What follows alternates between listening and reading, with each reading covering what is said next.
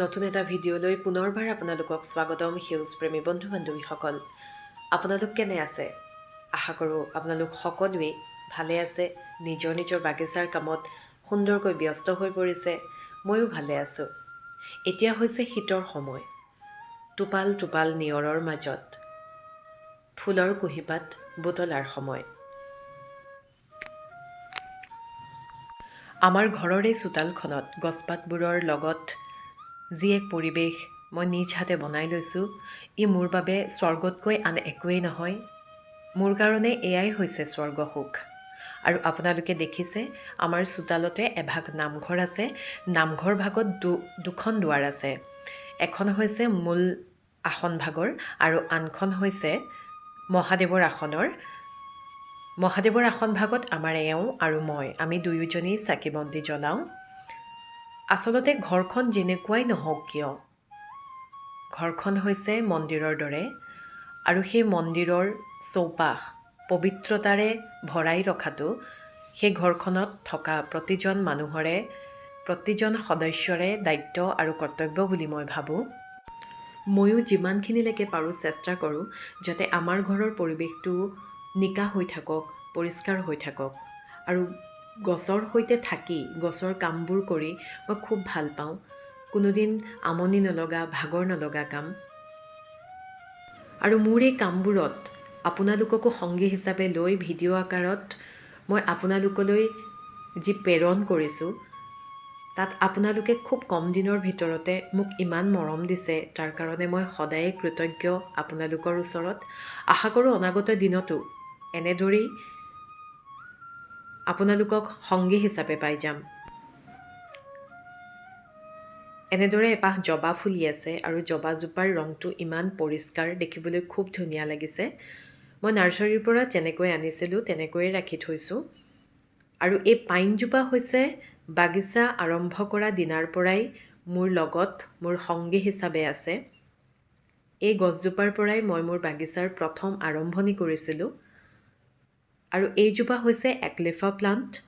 একলিফৰ এইজোপা হালধীয়া আৰু সেউজীয়া ৰঙৰ। ৰঙা আৰু সেউজীয়া প্ৰজাতিটোও মোৰ সংগ্ৰহত আছে। আৰু নামঘৰৰ মাজভাগত সেইকেইটা মই তেনেকৈ ৰাখিছোঁ। আৰু নামঘৰৰ একেবাৰে মূৰৰ ফালে এইটো হৈছে ফিছবন কেকটাছ। এই কেকটাছজোপা মই এটা ৰঙৰ টেমাত লগাই থৈছোঁ। আৰু তাৰ কাষতে এইজোপা হৈছে মিল্কি ড্ৰেচিনা প্লাণ্ট। এই গছজোপাও দেখিবলৈ খুব ধুনীয়া লাগে। আচলতে পৃথিৱীৰ প্ৰত্যেকটো বস্তুতেই থাকে কৃত্ৰিমতা। কৃত্ৰিমতা নাথাকে মাত্ৰ ভগৱানে সৃষ্টি কৰা প্ৰকৃতিত। আৰু প্ৰকৃতি হৈছে ভগৱানে সৃষ্টি কৰা এক নিভাঁজ কলা। গতিকে সেই কলাক সন্মান জনাই আমাৰ চোতালৰ পৰিৱেশটো মই সেউজীয়াৰে ঠিক এনেধৰণৰ বনাই ৰাখিছোঁ। থ'বলৈ কেতিয়াবা ঠাইৰ অভাৱো হয়, কিন্তু কি কৰিব, মনে নামানে। সেইকাৰণে এনেদৰেই থোপাই ৰাখিছোঁ গছসমূহক। আৰু এইটো আপোনালোকক মই প্ৰায়ে দেখুৱাই থাকোঁ, এই কোণাটো। আৰু তাৰ লগতে তলত মই এনেকৈ ৰাখিছোঁ কিছুমান গছ। আৰু এইজোপা হৈছে ভেৰিগেটেড মিনি চান্দনী, কথনা বুলিও কোৱা হয়। এই গছজোপা পেৰেনিয়েল প্লাণ্ট হয়। দেখিছে আপোনালোকে অকণ অকণ কলিও আহিছে, বগা ৰঙৰ ফুল ফুলে আৰু দেখিবলৈ বৰ ধুনীয়া লাগে। পাতৰ ভেৰিগেশ্যনটোও খুব ধুনীয়া। এনেকৈ তলত মই ৰাখিছোঁ। আৰু এইজোপা হৈছে এজেলিয়া, বগা এজেলিয়া, যিটো ডাবল পেটেলৰ সেইটো।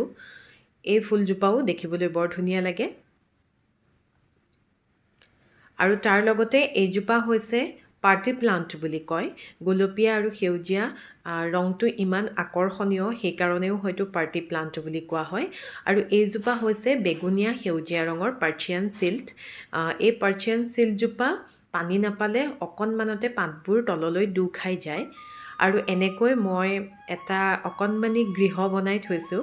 আৰু তাত এইটো এল'ভেৰাৰ হয়তো প্ৰজাতি, মই ভালদৰে নাজানো। আৰু নিজ হাতে ৰং কৰা দুটামান শিল দি।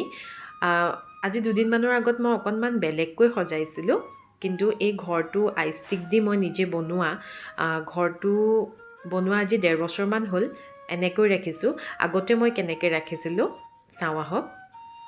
প্ৰথমতে মই এনেদৰে ৰাখিছিলোঁ এনেকৈ শিলকেইটা দি আইচ ষ্টিকেৰে অকণমান জেওৰা নিচিনাকৈ বনাই দিছিলোঁ তেতিয়া গছজোপা ধুনীয়াকৈ ওলাই আছিলে কিন্তু এতিয়া বেছি ভাল লাগিছে নে আগতে বেছি ভাল লাগিছিলে আপোনালোকে মোক মন্তব্যত জনাবচোন আপোনালোকে যেনেদৰে কয় মই তেনেকৈয়ে ৰাখিম মোৰ কিন্তু দুয়োটা ধৰণেৰেই খুব ভাল লাগিছে দেখিবলৈ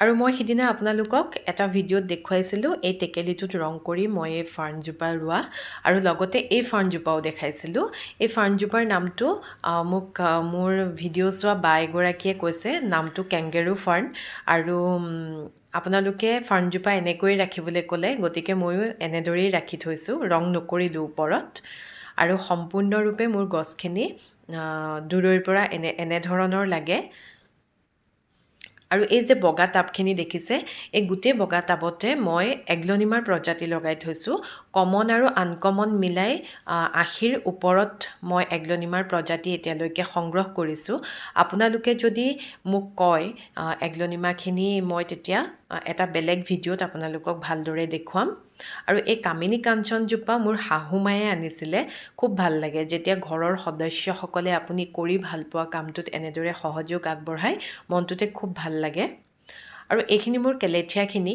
মই এনেদৰে ৰাখিছোঁ কিন্তু ইয়াত নাৰাখোঁ এতিয়া ঠাণ্ডাৰ দিন যিহেতু গতিকে মই এই প্লাণ্টখিনি গ্ৰীণ হাউচত ৰাখিম দুদিনমানৰ কাৰণে ইয়াতে ৰাখিছোঁ সেইজোপা ৰেটল স্নেক প্লাণ্ট জিঞ্জাৰ অৰ্বিফলিয়া এনেকৈ এই অংশটো দেখিবলৈ এনেকুৱা ধৰণৰ হৈছে খুব ভাল লাগে এনেদৰে প্ৰকৃতিৰ মাজত নিজৰ ঘৰতে এখন জংঘল যদি আমি বনাই ল'ব পাৰোঁ খুব ধুনীয়া লাগে দেখাত আৰু আগলৈও সেউজীয়াৰ ওপৰত ভিডিঅ' বনাই থাকিবৰ কাৰণে মোক উৎসাহিত যাতে কৰে আপোনালোকে মই তাকে আশা কৰোঁ যিসকল লোকে আজি প্ৰথমবাৰৰ কাৰণে মোৰ ভিডিঅ' চাইছে তেখেতসকললৈ এটাই অনুৰোধ আপোনালোকে ভিডিঅ'টো চোৱাৰ পাছত ছাবস্ক্ৰাইব কৰি যাবচোন আপোনালোকৰ উৎসাহে মোক দুগুণে উৎসাহিত কৰিব এনেধৰণৰ ভিডিঅ' প্ৰস্তুত কৰিবলৈ আৰু যিসকলে পূৰ্বৰ পৰাই প্ৰথমৰ পৰাই মোক লগ দি আছে তেখেতসকললৈ সদায়ে মোৰ আন্তৰিক ধন্যবাদ আজিলৈ ইমানেই আপোনালোকক পুনৰ এটি নতুন ভিডিঅ'ৰ সৈতে লগ পাম এগ্লনিমাসমূহ যদি আপোনালোকে চাব বিচাৰে তেতিয়াহ'লে মোক জনাব আজিলৈ আহিছোঁ ধন্যবাদ